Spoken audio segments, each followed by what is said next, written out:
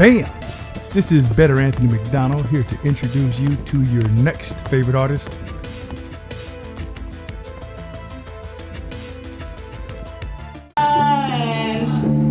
You say girls don't read Jack Kerouac, well you can read my mind. You're not a baby, you're a motherfucking fascist.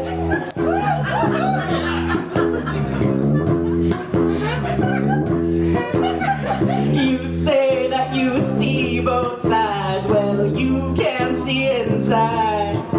You tell me that I have to rhyme, well I write how I want to. You're not a baby, you're a motherfucking fascist.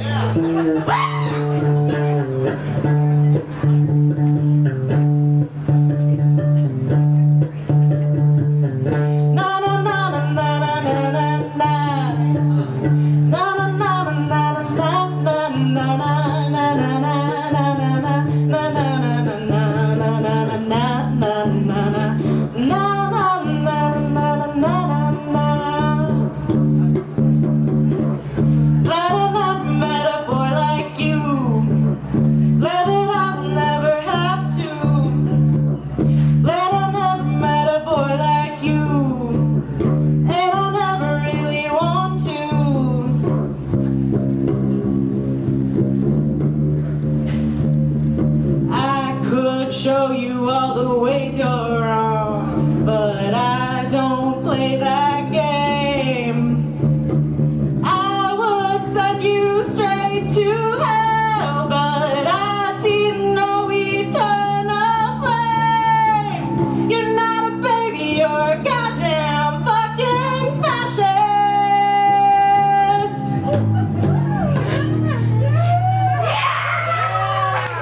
Thank you, love you.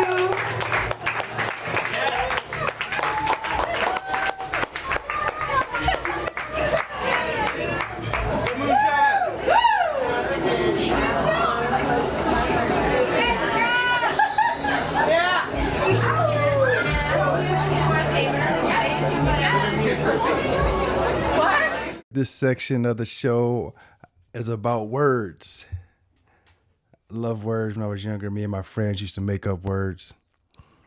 And through this journey of learning about words, I learned that words aren't just made of syllables, they're made of morphemes. So your prefixes, your suffixes, and so many other parts are called morphemes. So I made a list of them, the ones that I could find. And I built a website for not just words, but morphemes and the 4-letter words and some Spanish verbs. So here, the morphemes for the day is the prefix "an" is an anniversary. It means yearly. And the suffix "ence" as in independence or fraudulence. So "ence" means action, state, quality, or process of. And if you want, you could put a suffix and a prefix together to make a new word. I did that with awful. Awe is an AWE and full is an FUL to make the word awful. Give it a shot. See if you can find other words or just out there in your day if you hear these morphemes used by people. The 4-letter words, tastes and pals. I made this list to help me with a game that a buddy of mine taught me called Cows and Bulls. Cows and Bulls is a game that her brother taught her because her brother's a writer. And then she said that, or he told her that writers play this game to help them with their vocabulary. It's a fun game. And we played it driving through the mountains of Guatemala during some treacherous weather. It helped us calm us down and keep us from getting too scared and messing up while we was up there. And if you want to know how to play the game Cows and Bulls, you can play with 2 people or more if you want. So one person comes up with a word, they keep it in their head, and the other person has to guess what the word is. It's a 4-letter word, and the only response or hint that you're given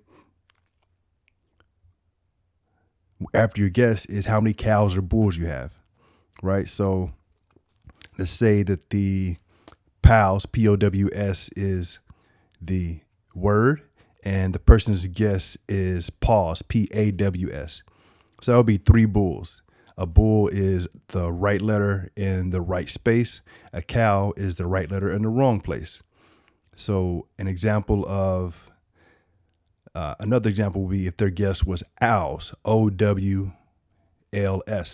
In that example, you would have two cows, the O and the W, the right letters in the wrong place, and one bull. S is at the end, so that'd be your one bull. And the wrong place meaning that in owls, it starts with O and W, but in paws, POWS, the O and the W are the second and third letter. Now let's move on to our Spanish verbs. I created this collection of Spanish verbs just from my studying of Spanish when I was living in Nicaragua. I had a Spanish teacher who gave me a list and told me a little bit about the verbs. Put them in groups, which ones are irregular and which ones aren't, and then their termination ending. So the Spanish verbs for today are constituir and amar. Constituir means to make up, constitute, to compose, to represent, to be, to entail, to set up, to establish, to appoint, to designate, to name, to entitle. Ends in IR. It's an irregular verb, meaning that it's going to change. I believe when you conjugate it, the O turns to UI or UE. You might want to double check that. And then amar means to love. It's a regular verb, group 0, ends in AR. Thank you for checking out this segment, and let me know if it helps you with your Spanish vocabulary. Comment, share, and like below. And now I started a little thing I've been reading more often. So if you want to read with us. All right. So I started reading the book Breathe, and just finished chapter 1. Chapter 1, the author starts at the beginning of what sounds like a scientific study to figure out, one, to learn more about breathing, and to learn more specifically about the nose and the role it plays in breathing, or what happens when you don't breathe through your nose. Part of the study. So they describe how their nose developed. There's something unique and different about this person's face. I haven't seen a picture of him, but they describe how they're, I think the fact that they didn't start eating food that wasn't soft food. They ate soft food for too long, so their mouth developed in a way that led to breathing problems that they've experienced throughout their life. So he goes to see a doctor. Doctor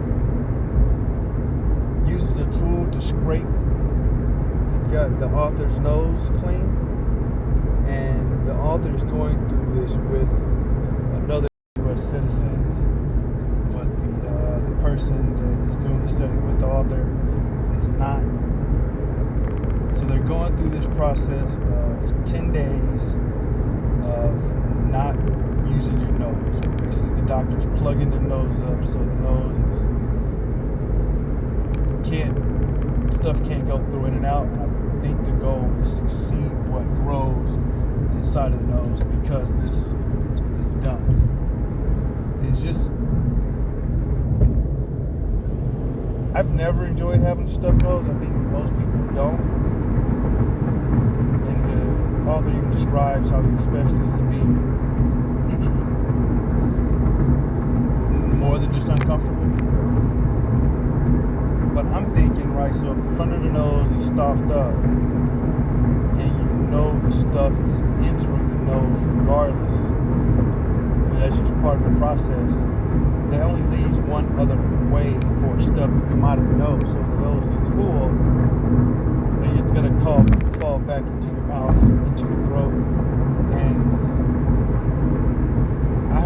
I guess it was a sinus infection, but whenever I've had anything like that happen, that was worse than the stuffed nose. I did not enjoy that either. So this is just starting out to be a very uncomfortable quest for this person, and I wish him the best. I guess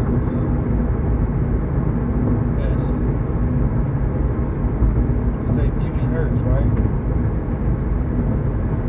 So I chose this book, one, to learn. I enjoy learning, but I was specifically wanting to learn stuff about breathing, how I could breathe better, how I could breathe better when doing active things, when competing, running, jumping, playing games or whatever, and just use it towards my advantage, to understand how to use my body better. So that was the goal, and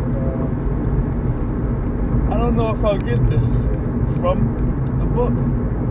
We'll see. Maybe it'll give me some ideas that I can then go and look for more information to see how viable those ideas may be for me.